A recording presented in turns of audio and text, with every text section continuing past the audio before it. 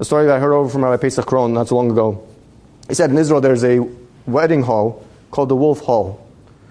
It's sponsored by someone by the name of Mr. Wolf. And it's under an organization, a charitable organization called Yad Eliezer. Yad Eliezer helps couples who can't afford a wedding hall, and they provide them a wedding hall for very reasonable prices, for affordable prices. And they're always booked. And one day, Yad Eliezer, this organization is called the Wolf Hall, gets a phone call.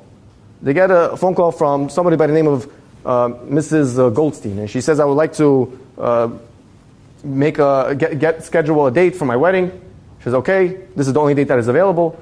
Now, in this hall, there are 2 floors, they tell her. We have the upstairs floor, and we have the downstairs floor. The upstairs floor is more nicer, it's beautiful, it's more spacious, it's bigger. The downstairs is not as nice and it's smaller. So I assume you probably want the upstairs. She says, of course, I would like the upstairs. So of course, the way it works here is first come, first serves. So she comes along and she takes the top floor. Not too long after, the Silverstein family calls. And the Silverstein says, I would like to schedule a date for my wedding. Okay, this is the only date that remains, and there's only one hall left, the downstairs. Well, I heard that the upstairs is nicer. I'm sorry, it was already taken. But if you like, you could speak to the Goldstein, and you could see if they will be okay with you taking that hall upstairs. So now the Silverstein girl calls the Goldstein girl, and she says, I understand that you already called before us, but it would really mean so much to me. We have family coming from all over to come to this wedding. It will mean so much to me if we could get the upstairs hall. It's so much bigger, it's so much nicer, it's so much more spacious. And the Goldstein girl says, I would love to give it up, but I can't. It will mean so much to me if I have the upstairs as well. Okay, she says, you're rightfully so. You have the right to refuse. And so that's where the conversation ends. That Shabbat was Parashat Vayetze. The Goldstein girl, who got the top floor, goes to shul and she hears Parashat Vayetze, and she hears how Rachel was able to give up of herself to Leah. So she was inspired from the story. Look what Rachel did for Leah. I would also like to give up of myself. I'm going to give up the upstairs to this other girl, the Silverstein girl. So after Shabbat, Motzei Shabbat, she calls the Silverstein girl and she tells her, I really thought about it and I decided you could have the upstairs. Oh really? That means so much to me. Yes, of course, take it. It's yours.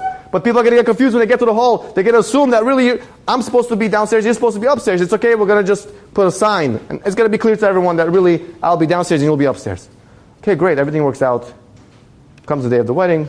The day of the wedding is coming closer. And the hall gets a phone call from a philanthropist in the city of Manhattan. And he calls the hall and he says, listen, I Baruch Hashem just married off my last kid. And I'm very happy that I have the wherewithal. But not everybody does. Not everyone's able to afford a wedding, especially to marry off so many children. So I would like to sponsor the next wedding, the band, the catering, everything, the MC, whatever it is, whatever it takes, I'll sponsor it all. The food. She says, well, there's the upstairs and the downstairs. Which one would you like to sponsor? The philanthropist says, I would like to sponsor the downstairs hall. Because it's smaller, those people can't afford the bigger one, so I'll just give it to them. In the end, this Goldstein girl who was supposed to be upstairs gave up of herself and she went downstairs. She got the smaller hall. But in the end, everything was covered. The band, the food, the photographer, everything was covered from beginning to end, from A to Z. In the end, she didn't lose. She only had what to gain. And that has to be our attitude. In the end, maybe I don't see it right now how I'm gaining from the situation. By me giving in, maybe I don't realize it. But somewhere along the lines, whether in this lifetime, maybe in a different lifetime, like in Rachel Ameinu's case, where she came back as a different type of Rachel, in the times of Rabbi Akiva, and she was yet still able to be Mavater, but in the end of the day, she never lost out. And even then, after she gave up on Rabbi Akiva, he comes back even greater. And her name is forever remembered as Rachel Ameinu. So in the end, once again, she didn't lose out.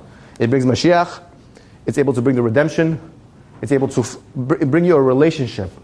And yet if you don't Mavater, in the end of the day, irreparable damage, relationships are broken, homes are dismantled, all because the person can't say I'm sorry and look away and give in.